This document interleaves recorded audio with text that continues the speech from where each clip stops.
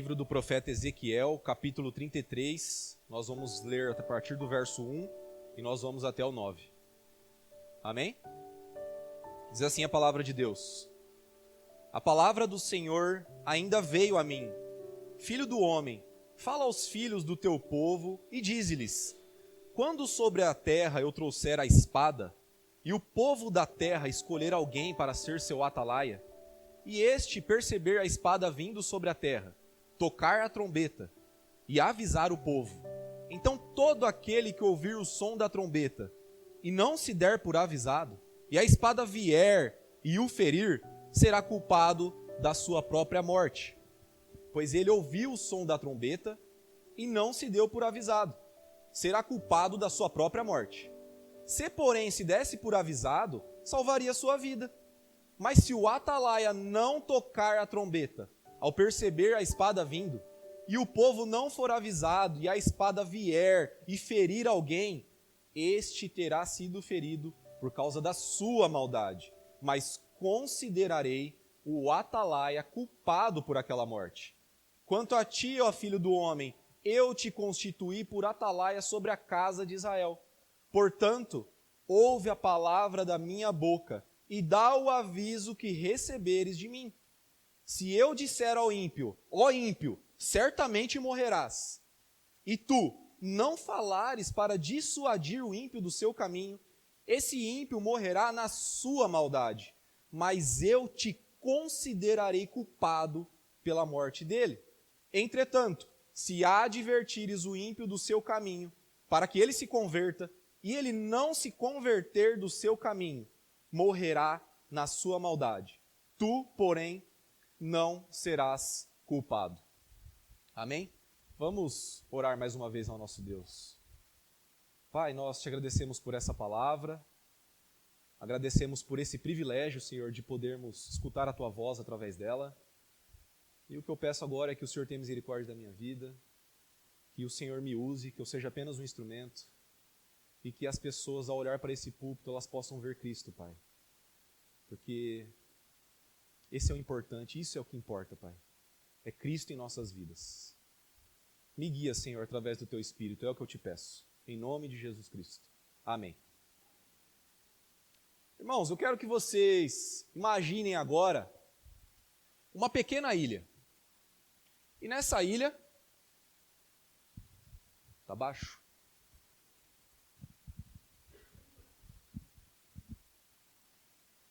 Não é porque daí fica soprando.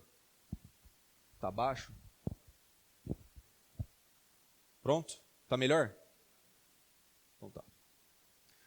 Eu quero que os irmãos imaginem agora uma pequena ilha. E nessa ilha existe um vilarejo. E nesse vilarejo moram algumas famílias. Aí no centro desse vilarejo tem uma rocha linda, enorme. E essa rocha ela já estava lá antes mesmo de todos chegarem. Entre os moradores desse vilarejo existe uma lenda.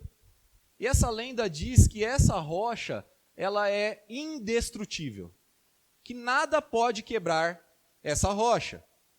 Aí numa certa noite, um homem, morador desse vilarejo, ele acorda de noite, para a madrugada, ele perde o sono e ele sai para caminhar. E o lugar é bem tranquilo, trata-se de uma ilha bem afastada, todos estão dormindo, e esse homem ele está andando, a lua e as estrelas chamam a sua atenção, ele está contemplando a beleza delas, e admirando o céu, de repente ele percebe uma grande luz vindo, uma grande luz no céu, e ele percebe que essa luz está se aproximando cada vez mais. Ele fica desesperado. E ele imagina se tratar de um meteoro. Ele não sabe o que fazer. Mas ele, olhando novamente, ele percebe que essa luz está cada vez mais perto. Então ele tem certeza que, independente do que seja aquilo, vai colidir com o vilarejo, com a ilha onde ele está. Ele não sabe qual será o estrago, mas ele está desesperado. Ele não tem para onde fugir. Ele está numa ilha, ele está cercado pelo mar. E a única coisa que vem na sua mente é a rocha que está no centro do vilarejo. Ela é a sua única esperança. E agora eu quero dar 3 alternativas para os irmãos, e essas alternativas dizem respeito ao que os irmãos, a opinião dos irmãos, quanto ao que o homem deveria fazer diante dessa situação. Vou colocar aqui, ó. Então a alternativa A, o homem ele deveria correr sozinho para trás da rocha, salvar somente a sua vida. A alternativa B, ele deveria avisar somente a sua família, né, para que a sua família e ele pudessem correr atrás da rocha. E a alternativa C é avisar todas as famílias, para que todos possam correr para trás da rocha. E agora eu quero perguntar para os irmãos, eu vou pedir que levante a mão. Quem acha que é a alternativa A mais correta? A alternativa B. E a C? Então é unânime. Agora os irmãos vão entender por que eu perguntei isso e essa história no final, né? O que nós vamos ver nessa noite, irmãos, através desse texto, é que o juízo de Deus está próximo. E o dever de todo cristão é alertar o máximo de pessoas através do Evangelho. Eu vou repetir. O juízo de Deus está próximo. E o dever de todo cristão, o dever de todos nós aqui, é alertar o máximo de pessoas através do Evangelho. Os capítulos 33, 34 e 35 desse livro, eles têm um objetivo em comum. Qual que é esse objetivo? É expor pecados. E nesse aqui, no 33 em particular, Deus ele usa a vida do profeta Ezequiel para tratar os pecados do povo judeu. E o profeta, ele parece reunir em um único lugar várias verdades que tinham sido tratadas anteriormente. Então, é como se ele estivesse fazendo um grande resumo. O que tinha nesse resumo? A forma como os judeus, aquele povo, como eles enxergavam a Deus, a situação em que aquele povo se encontrava e o que Deus queria que eles fizessem. Então, em outras palavras, Deus estava usando a vida do profeta para fazer um grande resumo. Vocês se lembram quando a gente estava na escola e antes da prova, o professor ele dava um resumo? E aí ninguém podia falar assim para o professor, ó, eu não vi essa matéria aí não, professor. Era mais ou menos isso que Deus estava fazendo. Então ele usa a vida do profeta, trata tudo aquilo que já havia sido tratado anteriormente, para que ninguém ali pudesse dizer assim, eu não ouvi o que o Senhor nos disse. E eu vou tratar esse assunto em 2 pontos, e o primeiro ponto é, você foi chamado para fazer a diferença. Vamos ler novamente, acompanha aí, do verso 1 até o 6. A palavra do Senhor veio a mim.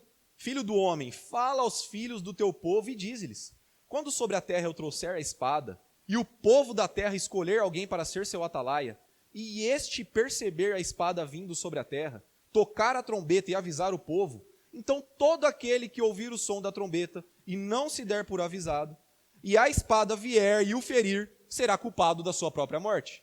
Pois ele ouviu o som da trombeta e não se deu por avisado, será culpado da sua própria morte. Se, porém, se desse por avisado, salvaria a sua vida. Mas, se o atalaia não tocar a trombeta ao perceber a espada vindo, e o povo não for avisado, e a espada vier e ferir alguém, este terá sido ferido por causa da sua maldade. Mas considerarei o atalaia culpado por aquela morte. Então nós vemos nesses versos aqui, irmãos, uma função sendo estabelecida. A função do atalaia. Agora, o que significa atalaia? O atalaia é um guarda, um sentinela, um vigia. E naquela época haviam muitas cidades muradas. O que eram cidades muradas? Cidades cercadas por grandes muros. O atalaia ele era um vigia que ficava em cima desses muros. Quando não, em algum outro lugar com uma vista privilegiada. O atalaia ele tinha que enxergar toda a fronteira, ele tinha que enxergar todo o território que cercava aquela cidade. Mas quais eram as atribuições do atalaia? O que o atalaia tinha que fazer? Ficar lá em cima do muro só? Não. Olha só o verso 2, o que diz. Quando sobre a terra eu trouxer a espada. E é importante nós entendermos o que significa espada aqui nesse contexto. E espada aqui significa juízo. E esse juízo, muitas vezes, vinha através de um outro povo fazendo guerra contra o povo de Deus. Ou seja, Deus usava um povo inimigo para vir guerrear contra o seu povo para trazer juízo. Então, quando uma cidade temia ser invadida, os habitantes dela deveriam estabelecer o quê? Um atalaia. O atalaia, ele tinha que ser uma pessoa de confiança. Afinal, a vida de todas as outras pessoas dependia dele. Então o atalaia, obviamente, ele não poderia ser cego, né? O atalaia, ele tinha que enxergar bem, ele tinha que ter uma boa visão para avistar os inimigos. O atalaia também não poderia ser uma pessoa dorminhoca, né? Tem gente aqui que não poderia ser atalaia. Às vezes dá uma cochiladinha no culto. O atalaia, ele tinha que ficar em constante vigilância.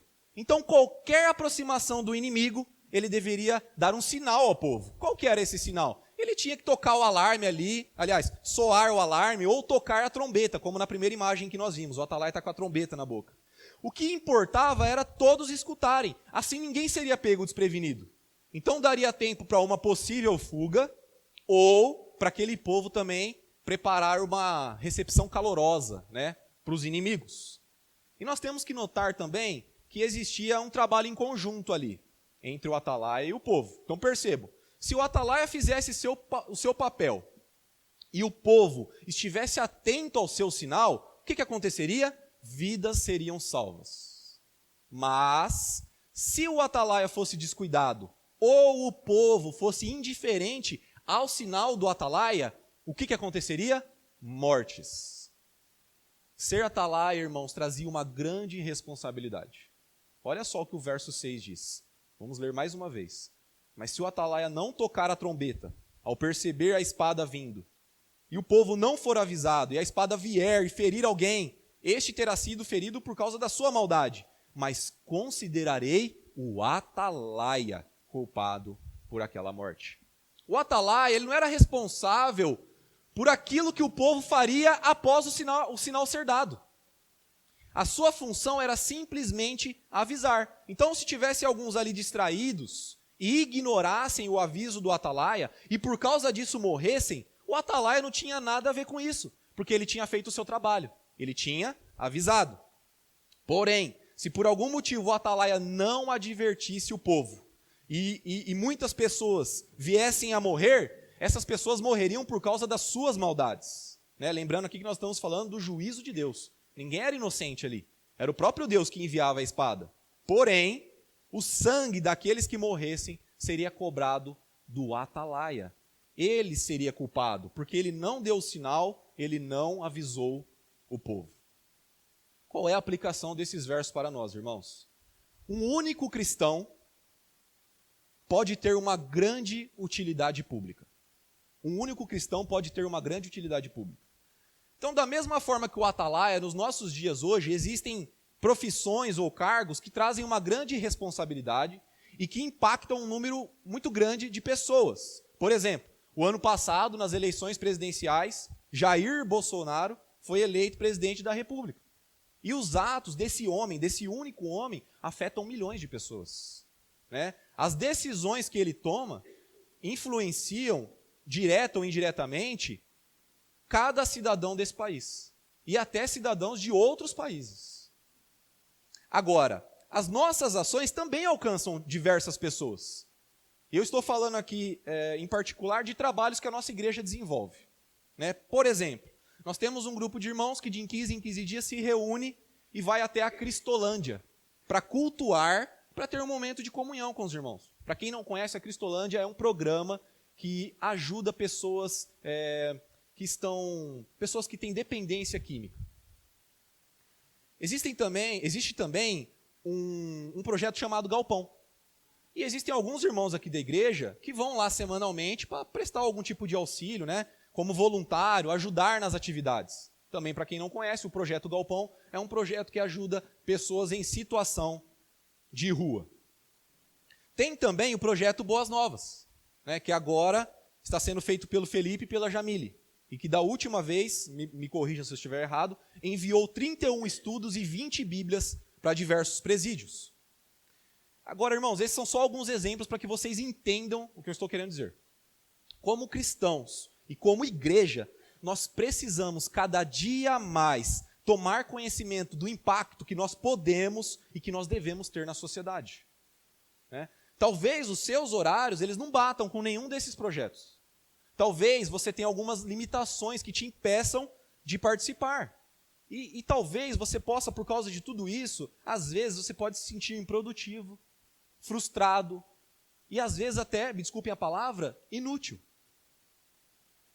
Você pode pensar assim também, Maurício, eu não sou presidente da República, nem diretor de uma empresa multinacional, muito menos um teólogo famoso, com muitos seguidores.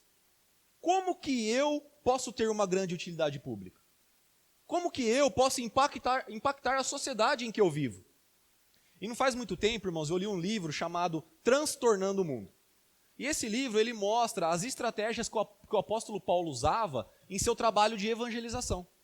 E esse nome, Transtornando o Mundo, do livro, ele não é à toa. Ele faz referência ao livro de Atos, capítulo 17, verso 6. Vamos ler. Porém, não os encontrando, arrastaram Jason e alguns irmãos perante as autoridades, clamando, estes que têm transtornado o mundo, chegaram também aqui.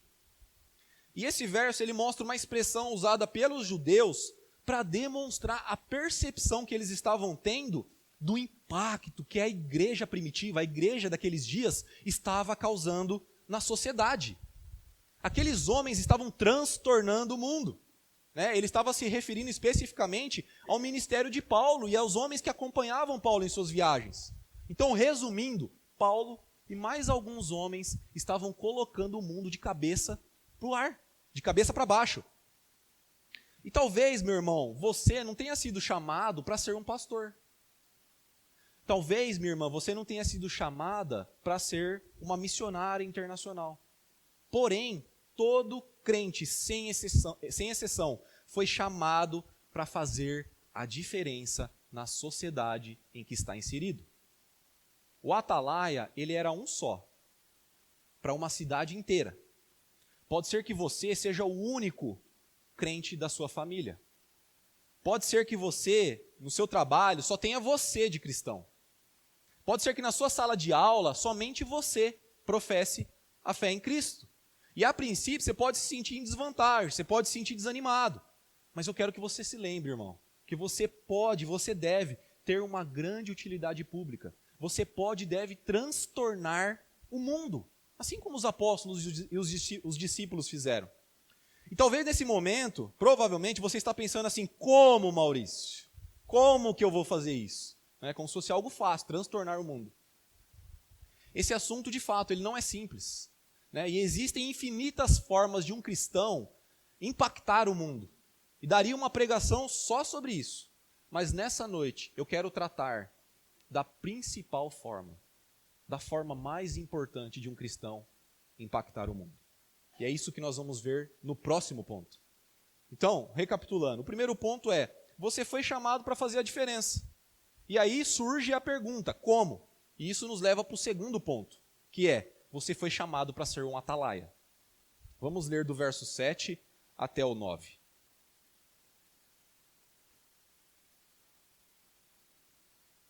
Quanto a ti, ó filho do homem, eu te constituí por atalaia sobre a casa de Israel. Portanto, ouve a palavra da minha boca, e dá o aviso que receberes de mim. Se eu disser ao ímpio, ó ímpio, certamente morrerás, e tu não falares para dissuadir o ímpio do seu caminho, esse ímpio morrerá na sua maldade, mas eu te considerarei culpado pela morte dele. Entretanto, se advertires o ímpio do seu caminho, para que ele se converta, e ele não se converter do seu caminho, morrerá na sua maldade. Tu, porém, não serás culpado. Então, após o texto ele definir quais são as atribuições do atalaia, nós vemos Deus chamando o profeta Ezequiel para ser o seu atalaia. O profeta ele deveria ouvir a palavra de advertência que vinha da parte de Deus e ele deveria proclamá-la ao seu povo. Nos versos 8 e 9, nós podemos perceber dois tipos de atalaias. O primeiro era o atalaia que era fiel, e por isso ele tinha suas mãos limpas. O segundo era o atalaia que era infiel. E esse, por não advertir o povo, ele tinha suas mãos manchadas com o sangue das vítimas. E esse último, o atalaia infiel, ele é comparado pelo profeta Isaías, lá no seu livro, no capítulo 56, verso 10. Olha o que o profeta Isaías diz sobre os atalaias infiéis. Todos os seus sentinelas são cegos, não conhecem nada, todos são cães mudos. incapazes de latir, deitados, sonham e gostam de dormir. Agora, falando do profeta Ezequiel, ele foi um atalaia fiel. Ele transmitiu a mensagem de Deus para o povo judeu, tanto para aqueles que estavam na Babilônia, como para aqueles que estavam em Judá. Agora, qual que era a mensagem transmitida pelo profeta?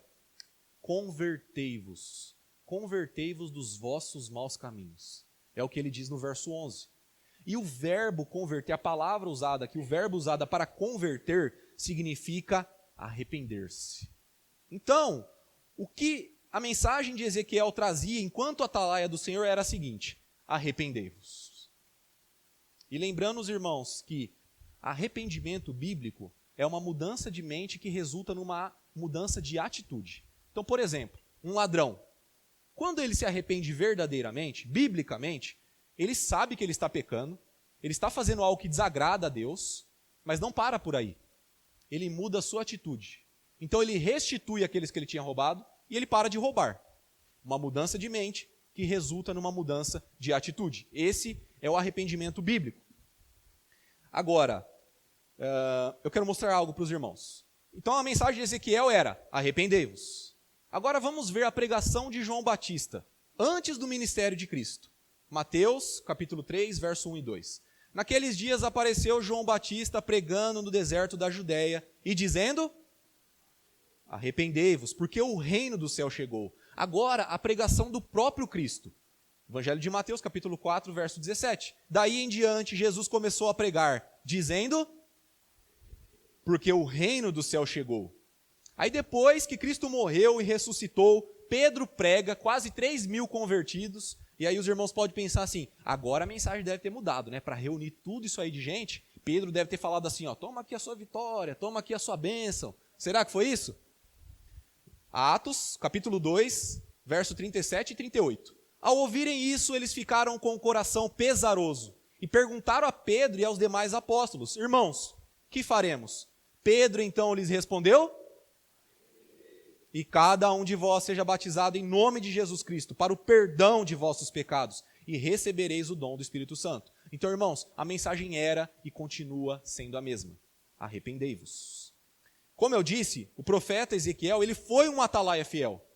Mas no caso daqueles que não eram fiéis, aqueles que não transmitissem a mensagem de advertência de Deus, haveria consequências. Olha só o verso 8. Se eu disser ao ímpio: ó ímpio, certamente morrerás, e tu não falares para dissuadir o ímpio do seu caminho, esse ímpio morrerá na sua maldade, mas eu te considerarei culpado pela morte dele. Agora, irmãos, o que isso, tudo isso tem a ver com nós, né, com a gente aqui, nessa noite? Assim como o atalaia, o cristão que não cumpre o seu papel será cobrado. Assim como o atalaia, o cristão que não cumpre o seu papel será cobrado. Os irmãos sabem o que é omissão de socorro? Omissão de socorro é quando, numa situação de emergência ou de perigo, você pode prestar socorro ou fazer alguma coisa a respeito e você simplesmente não faz nada. Isso é omissão de socorro. Tem um caso verídico, um pouco antigo, de um vigilante que foi levado para um estacionamento de um hospital. E ali, deitado no chão do estacionamento, ele pedia socorro e gritava por ajuda. Os médicos e os enfermeiros que trabalhavam nesse hospital, eles ficaram sabendo da situação desse homem e da sua condição, mas ninguém prestou socorro. O que aconteceu com esse homem? Ele veio a óbito, ele infelizmente morreu. E esse é um exemplo claro de omissão de socorro, e com um agravante, porque resultou na morte de alguém. E segundo o nosso Código Penal, omissão de socorro é um crime. Agora, vocês se recordam que no ponto anterior eu disse que eu mostraria a principal forma do cristão impactar o mundo? Eu vou dizer agora, mas eu quero que os irmãos saibam que esse texto aqui, que esse sermão, essa verdade, vai trazer uma grande responsabilidade sobre todos nós aqui que estamos ouvindo. E qual que é essa verdade? A verdade é, se de fato você é um cristão, você foi chamado para ser um atalaia do Senhor. Essa função ela não é exclusiva do pastor Fernando. Essa função ela não é exclusiva dos pregadores, dos outros pregadores dessa igreja. Essa função ela não é exclusiva dos missionários que a igreja ajuda, do Emerson e do Daniel Causi. Aí você pode falar assim, como assim, Maurício? Eu, atalaia do Senhor? Mas eu não recebi mensagem nenhuma para transmitir. Evangelho de Marcos, capítulo 16, verso 15. E disse-lhes, ide por todo o mundo e pregai o evangelho a toda criatura. Essa, irmãos, é a grande comissão da igreja. Comissão significa aquilo de quem alguém foi encarregado. A igreja foi encarregada de pregar a mensagem do evangelho a toda criatura. Se você faz parte do corpo de Cristo, que é a igreja, essa comissão também é sua. Assim como o profeta Ezequiel, você também foi encarregado de transmitir uma mensagem, de entregar uma mensagem. E assim como havia consequências para o atalaia infiel, todos nós seremos cobrados no caso de omissão. E tem gente que pode falar assim, mas a gente está no tempo da graça, Maurício. Essa cobrança aí era para o Antigo Testamento. Não vale para nós. Vamos ver o que Paulo fala sobre isso. 1 Coríntios, capítulo 9, verso 16. Mas, se anuncio o evangelho, não tenho de que me gloriar, pois tal obrigação me é imposta, e ai de mim, se não anunciar o evangelho. Irmãos, nós temos que entender nessa noite que o meio pelo qual Deus escolheu salvar o seu povo foi através da pregação do evangelho. 1 Coríntios 1, 21. Visto que, na sabedoria de Deus, o mundo por sua própria sabedoria não o conheceu, foi do agrado de Deus salvar os que creem por meio do absurdo da pregação. Pregação do quê? Do evangelho. Agora presta muita atenção nesse texto. Romanos 10, do 13 até o 14. Porque todo aquele que invocar o nome do Senhor será salvo. Como, pois, invocarão aquele em quem não creram? E como crerão naquele de quem não ouviram falar? E como ouvirão se não há quem pregue? A história do vigilante que morreu por omissão de socorro tem muito a ver com a gente. Tem muito a ver com vocês. Qual que é o nosso olhar para aqueles médicos e enfermeiros? Como que vocês olham para a atitude deles? Eles estavam lá, eles podiam e deviam prestar socorro, talvez salvar a vida daquele homem, mas eles não fizeram. Imagine se esse homem fosse um parente seu, um familiar seu. O que você diria desses médicos e enfermeiros? O que você falaria desses profissionais? Aquele homem estava à beira da morte e ninguém fez nada. A questão é, toda pessoa que está sem Cristo está condenada à morte, também está à beira da morte. A pessoa que está sem Cristo está condenada não somente a uma morte natural, mas uma morte espiritual, uma morte eterna. E diante disso eu pergunto para os irmãos, nós somos diferentes daqueles médicos e enfermeiros? Maurício, eu não estou entendendo o que você está querendo dizer. Para quantas pessoas você pregou o evangelho ontem? Para quantas pessoas você pregou o evangelho essa semana que passou? Para quantas pessoas você pregou o evangelho esse mês? Para quantas pessoas você pregou o evangelho nesse ano, 2019? Eu vou te ajudar agora, vai. Para quantas pessoas você já pregou o evangelho desde que você se tornou cristão?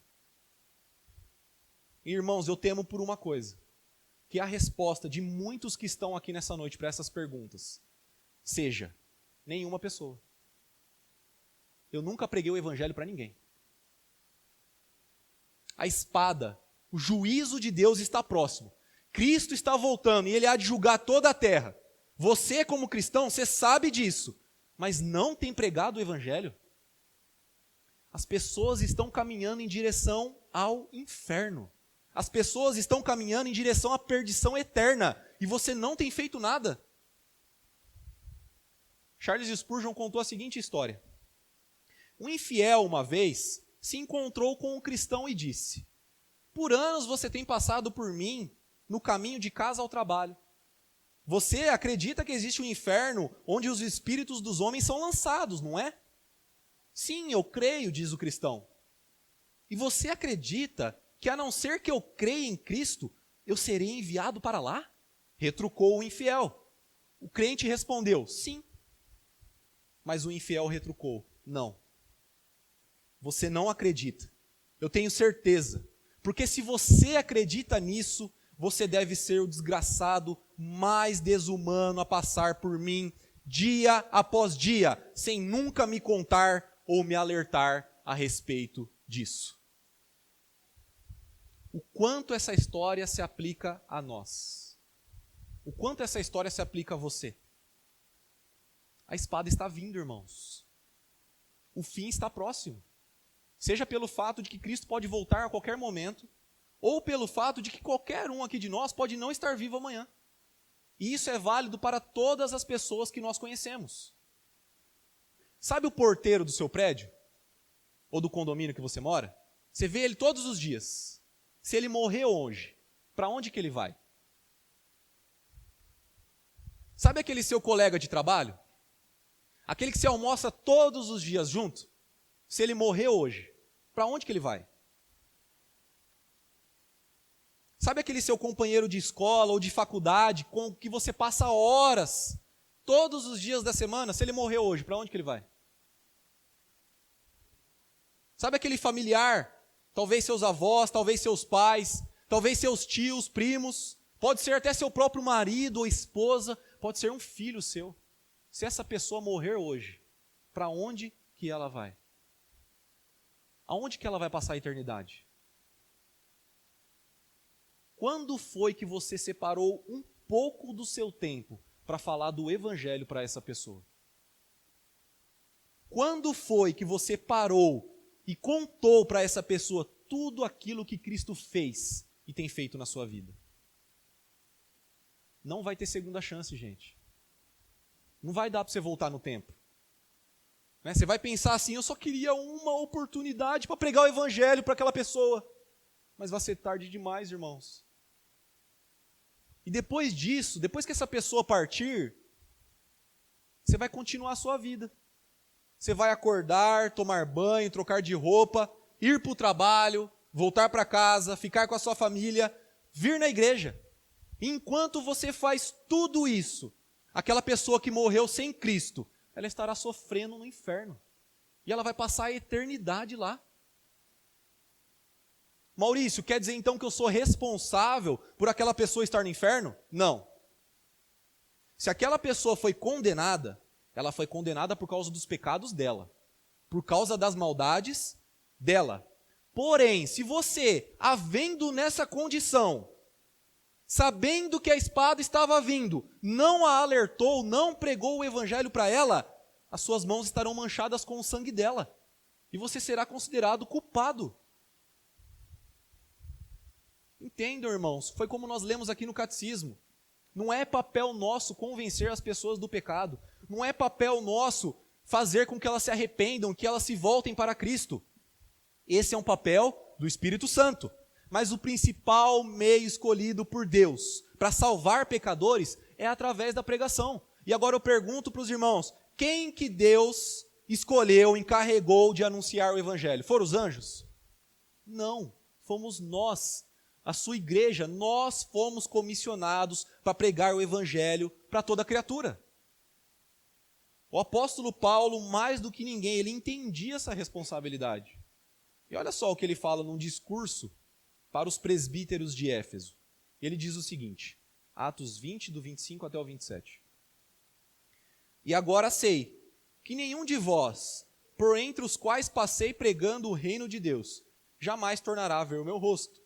Portanto, no dia de hoje, eu vos afirmo que estou limpo do sangue de todos, porque não deixei de vos anunciar todo o propósito de Deus. E você, meu irmão, minha irmã, você está limpo do sangue das pessoas que convivem com você? Você tem cumprido a sua função como atalaia do Senhor? Você tem anunciado o Evangelho de Jesus Cristo a toda criatura? Sabe a história que eu contei? Sobre a ilha, o vilarejo, a rocha e o homem que está vindo um meteoro? Essa história, ela ilustra a vida de todo cristão. E eu dei 3 alternativas para os irmãos escolherem, né? Foi unânime. Todos concordaram que ele deveria alertar todas as famílias. Ou pelo menos tentar alertar todas. Se eu defendesse aqui que o correto seria aquele homem se esconder sozinho atrás da rocha, vocês diriam que eu estou ficando louco. Vocês iam falar assim, não, isso seria um ato egoísta, frio e até cruel, Maurício. O homem ele estava diante de um perigo iminente. E a única esperança dele era se esconder atrás daquela rocha. Assim somos nós, os cristãos. Nós sabemos que o juízo de Deus está próximo e que Ele há de derramar da sua ira sobre todos os pecadores não arrependidos. Mas aqueles que se esconderem atrás de Cristo, esses estarão seguros. Essa é a nossa esperança como cristãos. Caso aquele homem corresse para aquela rocha, para salvar somente a si mesmo, sem se importar com os demais, ele estaria sendo como um cristão que não prega o evangelho para ninguém. Ele estaria sendo como um cristão que não alerta as pessoas quanto à espada que está vindo. Então você consegue entender agora? A sua omissão, a nossa omissão em não pregar o evangelho é um ato egoísta, frio e até cruel. Você já conhece a salvação através de Jesus Cristo. Você está seguro, mas não se importa que as pessoas à sua volta irão passar a eternidade no inferno. Irmãos, não é fácil falar sobre esse assunto, mas é necessário. Nós estamos preocupados com coisas secundárias. Essa palavra traz uma grande responsabilidade sobre todos nós. E talvez alguns aqui vão entender até como um peso. Não é isso, esse não é o meu objetivo, irmãos. E também é errado se a gente fizer isso. Eu sei que na prática não é fácil, mas anunciar o evangelho de Jesus Cristo para toda criatura deveria ser um motivo de alegria para nós. Compartilharmos a grande salvação que nos alcançou. Nós sabemos muito bem quem essa rocha aqui da história representa em nossas vidas. Salmo 95:1. Vinde, cantemos ao Senhor com alegria, cantemos com júbilo a rocha da nossa salvação. Quem é a rocha da nossa salvação? É Jesus Cristo. E nós podemos imaginar que a rocha que estava lá no centro do vilarejo, ela era mesmo indestrutível. E aquele meteoro, ao se chocar, não causou dano algum. Todos estavam protegidos atrás dela. A história da nossa salvação não foi bem assim. Cristo não foi atingido por um meteoro. Cristo foi atingido pela ira de Deus. Cristo não era indestrutível naquele momento. Ele se fez carne. Ele se fez homem. E ao contrário da rocha que permaneceu intacta, o nosso Salvador foi esmagado, destruído e morto naquela cruz. Mas assim como a rocha livrou da morte aqueles que se abrigaram nela, todo aquele que está em Cristo está salvo. Um cristão pregando o evangelho nada mais é do que alguém que achou abrigo na rocha da salvação e agora está avisando outras pessoas onde encontrar um lugar seguro. Se você já creu no evangelho, mas não o tem anunciado, você está em desobediência, meu irmão. Você não está cumprindo o seu papel como atalaia do Senhor. Não seja um atalaia infiel. Pregue o evangelho. Mas Maurício, eu não sei pregar. Pregar o evangelho é anunciar, é testemunhar a salvação que te alcançou. A palavra evangelho significa boa notícia. Mas para que essa boa notícia ela faça sentido, a gente tem que dar uma má notícia para as pessoas. Qual que é essa má notícia? O salário do pecado é a morte. A palavra diz que todos pecaram, sem exceção. Então o que todos nós merecemos? A morte, condenação eterna, inferno. Essa é a espada que está vindo, o juízo de Deus sobre pecadores. Mas aí entra a boa notícia. Deus, em sua infinita graça e misericórdia, enviou o seu único filho para morrer na cruz do Calvário, a morte que nós merecíamos. A espada que deveria nos atingir, atingiu a Cristo. Porém, como diz a letra da música, não foi o fim. Ele ressuscitou, provando que o seu sacrifício havia sido aceito pelo Pai, trazendo salvação e vida eterna para todo aquele que nele crer. Esse é o Evangelho. Se você ainda não creu no Evangelho, a mensagem que eu devo te entregar não é diferente da mensagem de Ezequiel, não é diferente da mensagem de João Batista, não é diferente da mensagem do próprio Cristo, não é diferente da mensagem de Pedro. A mensagem é: arrependa-se. Arrependa-se de seus pecados, faça isso nessa noite, faça isso agora. Corra para trás da rocha da salvação, que é Jesus Cristo. Ali você estará seguro por toda a eternidade. Amém? Vamos orar?